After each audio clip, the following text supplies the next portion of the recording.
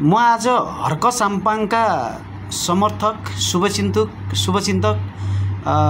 साथीहरूलाई पनि एउटा विशेष खुलासा गर्दैछु र राष्ट्रिय स्वतन्त्र पार्टीका शुभचिन्तक शुभेच्छुक साथीहरूका लागि पनि विशेष खुलासा गर्दैछु। मैले योभन्दा पहिला पनि यो सुमना श्रेष्ठको विषयमा एउटा भिडियो बनाएको थिएँ, जुन भिडियो करिब 10 लाखभन्दा बेसीले हेर्नु भएको थियो र त्यो भिडियोमा मलाई चाहिँ धेरै ठाउँबाट फोन पनि आएको थियो, यो भिडियो चाहिँ डिलिट गर्नुपर्छ, यो भिडियो नराख्नुस्, यो होइन, सत्य तथ्य होइन भनेर भन्नुभएको थियो। तर मेरो मनमा जे लाग्यो म त्यही बोले, जे सत्य थियो त्यही बोले, जुन आज प्रमाणित हुँदैछ। हर्क साम्पाङका समर्थक साथीहरूलाई म एउटा विशेष के जानकारी गराउन चाहन्छु भने नयाँ साथीहरू एक ठाउँमा आउनुहुन्थ्यो होला, सम्भवतः हर्क साम्पाङकै सभापतित्वमा पार्टी निर्माण पनि हुन सक्थ्यो होला।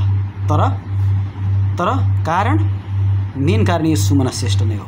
आज पनि भन्छु, हिजो पनि भनेको थिएँ, भोलि पनि भन्छु, सत्य साबित हुँदै आएको पनि छ।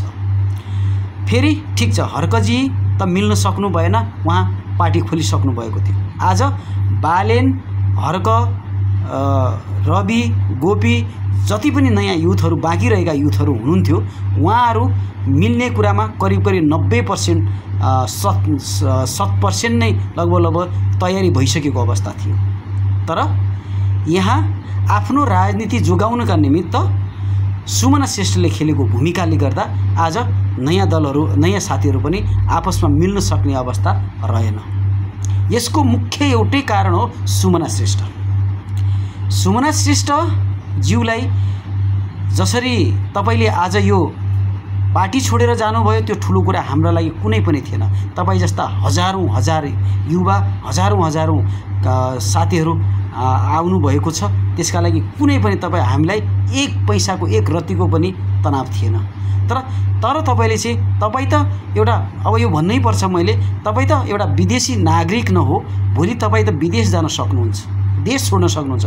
तर तपाईका कारणले गर्दा, यो विशेष खुलासा साथीहरू, तपाईका कारणले गर्दा कुलमान र बालेनलाई तपाईले अबको 6 महिनापछि जेलमा हाल्दै हुनुहुन्छ। यो लेखेर राख्नुहोस्। यो भिडियो त्यो बेला म फेरि सेयर गर्नेछु, जुन बेला तिनीहरू पनि त्यही नक्कु कारागार अथवा कुन चाहिँ कारागारमा हुन्छ, सानो चिमलाइटमा बोलेर अनि चिम उज्यालो अभियानका अभियन्ता नायक हैन, जुन चाहिँ कुलमानजी हुनुहुन्छ, त्यो बिजुली त्यो घरभित्र तपाईको बास हुनेछ। यो यथार्थ हो, सत्य कुरा हो कुलमानजी, तपाईँ लेखेर राख्नुहोस्। तर म यो भिडियो त्यो बेला सेयर गर्नेछु, जुन बेला तपाईहरू कुन चाहिँ कारागारमा हुनुहुन्छ। र उसै पनि तपाईलाई त कुलमानजी, तपाईलाई त थाहा पनि हुनुपर्ने हो, करिब तपाईले त 18वटा मुद्दा छ। हेर्नुहोस्, तपाईको सम्पत्ति शुद्धिकरणको मुद्दा लागेको छ, तपाईलाई चाहिँ के यो के रे चाहिँ यो दुनियाँ कुराहरू चाहिँ गर्नुभएको हैन, आचार संहिता के कुराहरू छ तपाईको चाहिँ, यो प्रश्न चाहिँ तपाईको चाहिँ मिडियामा आइसकेको कुरा छ। कुलमानजी बहकिनु भएको छ, ठिक छ, बहकिनुस्, केही छैन। केटाकेटी पारामा लाग्यो भने दुःख त अवश्य पाइन्छ। राम मात्रै भन्ने हो, भिरमा लड्ने गोरुलाई कान हाल्दिँदैन साथी है। त्यसकारणले सभापति नै बन्नु थियो भने तपाई पक्कै पनि मलाई थाहा छ कुलमानजी, तपाईले यो बाध्यताले गरिराख्नु भएको छ। तपाईलाई रहर छैन कि त्यो जेलमा जाने, रहरै छैन, मलाई थाहा छ। तर यो सबै कारक भनेको यो सुमना श्रेष्ठ हो। सुमना श्रेष्ठ तपाईलाई पनि त तपाई पनि तयारी भएर बस्नु होला कुनै ठाउँको जेल जानका निमित्त। यो कुरा पनि सत्य हो, किनभने तपाईमाथि पनि मुद्दा लागिसकेको अवस्था छ है। अब रह्यो कुरा, ठिक छ, नयाँ पार्टी खोल्नुस्, बधाई छ, हाम्रो शुभकामना छ, तर जमानत जफत हुने गरी चाहिँ नउठ्नु होला, राष्ट्रिय पार्टी बन्नु होला, यो अर्को शुभकामना। र सुमना श्रेष्ठ, तपाई धेरै उफ्रिराख्नु भएको छ, तपाईलाई चाहिँ अलि बढी नै उफ्रिनु भएको छ र तपाईलाई मेरो एउटा चुनौती हो।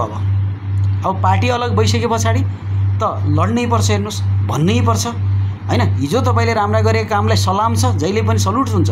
तर अब चाहिँ प्रतिद्वन्दी भइसके पछाडि हामी एक आपसमा लड्नै पर्छ, लड्नका निमित्त जनतालाई एजेन्डा भन्नै पर्छ, एजेन्डा भनेपछि भोट आएपछि जितिने हो। त्यसकारणले तपाईलाई खुल्ला मेरो चुनौती हो, तपाई प्रत्यक्ष निर्वाचित भएर यदि सदनमा छिर्न सक्नुहुन्छ भने, आँट र हिक्मत छ भने चुनाव लडेर आउनु होला, समानुपातिक कोटामा अब चाहिँ आउनु होला। यो तपाईलाई चाहिँ जनताले 3 करोड जनताले हेर्न चाहेका छन्। तपाईले आज यो देशलाई भड्कामा हाल्नका मुख्य नायकिनी भन्दा पनि सुमन श्रेष्ठ नै हो। साथीहरू, यो सत्य कुरा हो, यो यथार्थ कुरा हो। यो भिडियोलाई शेयर गरेर कम्तीमा सुमना श्रेष्ठजीसम्म पुर्याइदिनु पर्ने छ। र यो भिडियो बनाउँदै गर्दा मैले अब कति साथीहरूले फेरि फोन गर्नुहुन्छ मलाई थाहा छ, किन सुमना श्रेष्ठका विषयमा बोलिस्, किन सुमना श्रेष्ठका विषयमा बोल्छस् भन्छ, मलाई थाहा छ। तर सत्य कुरा यही हो साथीहरू। तर 1-2 जना अझ जानेवाला छन्, तिनीहरूलाई पनि बरु चाँडै पठाइदिउँ। मेरो भनाइ मान्नुहुन्छ भने चाँडै पठाइदिउँ। तपाईहरु पनि जानुस्, नयाँ पार्टीमा जाने हो कि नयाँ अझ अर्को खोल्ने हो कि के छ र, पार्टी खोल्न पाइन्छ नि। भोलि म पनि पार्टी खोल्न सक्छु हैन, खोल्नुस्, के छ र, पार्टी खोल्नु ठुलो कुरा छैन।